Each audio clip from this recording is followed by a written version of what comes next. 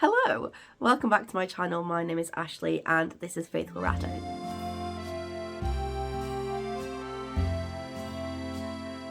In today's video we're going to be talking about lethal dominant genes and how they sort of work, and the perspective from a UK fancier, I guess, which is me. This is Azrael. He wants to say hello. He's one of those rats that has a completely different sleeping schedule to anyone else. He's always awake, always bugging for attention. So yes, I'm just going to go over some genetics terms before we get specifically into talking about lethal dominant, because I don't know what of my videos you've watched and I don't know what your understanding is, so I'm going to start at the basics.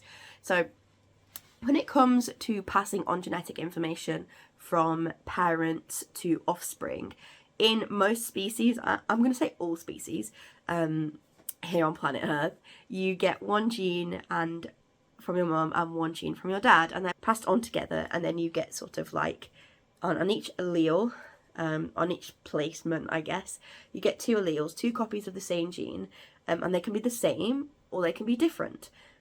Recessive genes, you need two copies of them for the show, for the effect to show, for it to be seen in the phenotype, which is just a fancy word for how it looks.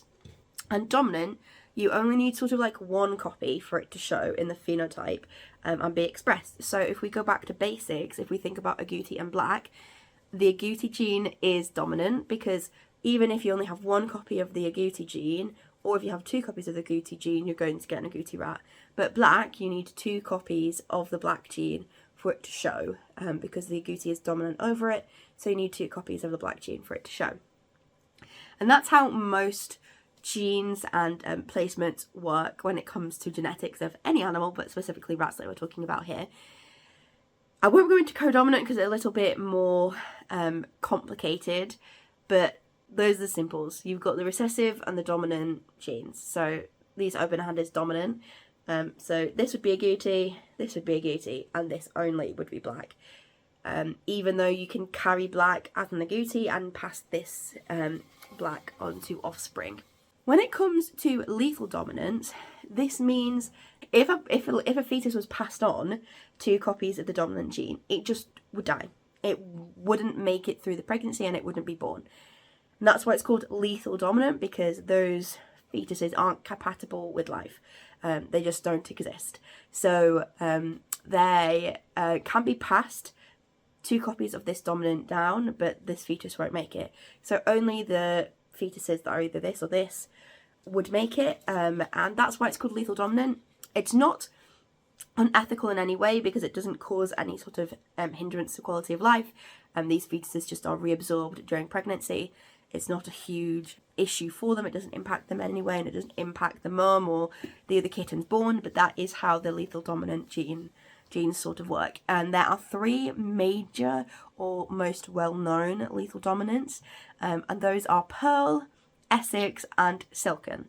Some of these are sort of contested. Some of these people don't actually think are lethal dominants, but it's very hard to prove things genetically with rats because we just don't have the infrastructure, the resources, or the labs that want to do those studies for us. So unlike with dogs and other animals where you can test them genetically to see exactly what's going on, we really don't have that luxury when it comes to rats. And when it comes to rats, we have to go on educated guesswork and test matings and things like that to actually figure out what's going on. So when it comes to rats, we just gotta guess and hope that we're right. So a lot of the times we think one thing is true, and then it comes down to it a couple of years later that we're actually wrong because XYZ happened, and if that was true then this wouldn't have happened, etc. So there are a bit of there is a bit of debate about whether some of these genes actually are lethal dominant, but I'm talking from my perspective based on what I've read and heard. If I'm wrong, I'm totally open to being corrected, but this is based on what my understanding of the UK's sort of understanding of these genes are. So after that disclaimer, let's get into it. So Pearl is a really interesting gene. It's one of those genes, a little bit like Burmese, that needs the presence of another gene to show. So Pearl only expresses when mink is there. Mink is a self recessive gene like black, so you need to have the black and then also the mink for mink to show. Pearl can be carried and can be there without the mink gene, and it's still lethal dominant in that case. However, it's only visible on a mink rat, which makes it very interesting, and it can be carried for a long time before mink is reintroduced, and then it, you know, it's this look that it happens to be in the same fetus. So Pearl is really interested. I'm going to put on some pictures of Pearl and perhaps how they compare to the mink. And then also Cinnamon Pearl and Cinnamon. So Cinnamon is agouti and mink together. And yeah, Pearl is really pretty. I haven't actually seen any in person. I don't think. Maybe a couple. I don't know. But Pearl is one of those lethal dominants. The other lethal dominant that is in the full variety standards here in the UK is Essex. Essex is a marking, and it's quite similar to Berkshire in that you have a top coat, like you have a top colour, and then the under is white. The difference between Berkshire, or Berkshire, I think as it's called, and Essex is that on the Berkshires they have a really like firm demarcation line. It goes from the colour to white very clearly, whereas in Essex it fades to white, or at least it should. So there's this like fading part of the deal that causes the colour to fade down the sides, and then they have a white belly. They can also have face markings just like the Berkshire Badgers do, blazes or head spots or something in between, but they can also have facial markings, which are very, very sweet. I actually have 3 Essexes, so I'm a little bit biased. Essex is one of my favourite genes. If I wasn't going for shaded, Essex would be the one that I go for. But yes, so that is the Essex. And then the final one, which is a little bit more contested, especially from what I've read online in genetics groups and things like that, is Silken. So Silken is the gene that in other countries is called Silvermane.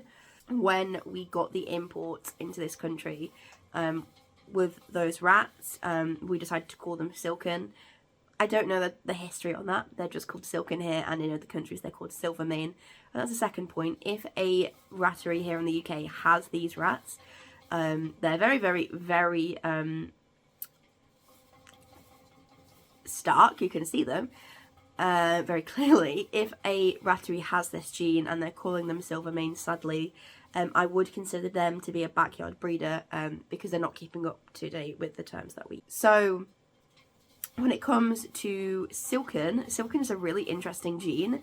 It sort of makes the 2/3 end of the hair translucent, clear, and so it creates a silvered effect on the rat, and it creates this really interesting sort of like muzzled look on the face of the rat. Because the hairs around the eye and the muzzle are shorter, they don't get chance to have that sort of 2/3 end of the hair to be clear, so that's how they get that sort of dark markings around their eyes and around their muzzle, and it's really sweet, and it's really a really popular gene right now. There's a lot of breeders who have it, and it's currently in provisional standard, and I think soon it's going to get out of provisional standard and be in guide, which is really exciting. But that is Silken. I also have a Silken. Yeah, that is lethal dominant.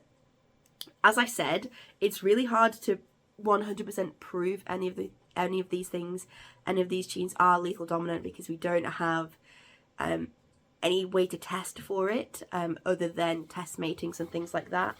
So generally lethal dominants will have a lower litter size because of those, especially if their parents both have it. So if you're breeding Silken to Silken or Essex to Essex or Pearl to Pearl, you are much more likely to have a smaller litter, and this is sort of where the lethal dominant has been extrapolated from this evidence.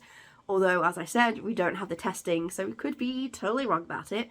But until somebody funds a lab to do all this deep dive into rat genetics, we're just going to have to go off people's experience, educated guesses and test matings, and that's it.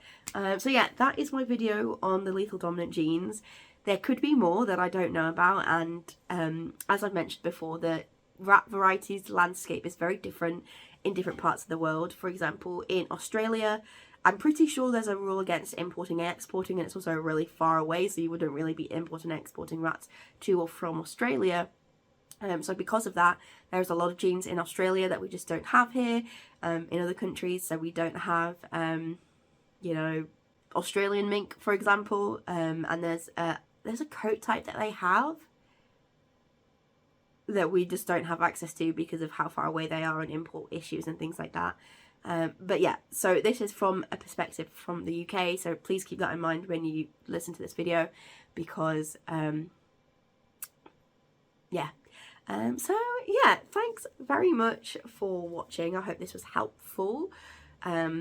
As I mentioned, if you notice any mistakes in anything that I say, please do either message me or comment down below, and I'll try my best to make sure this video is up to date. And yeah, thanks very much for watching. Stick around and subscribe and do all the things, and I'll see you in the next video. Bye!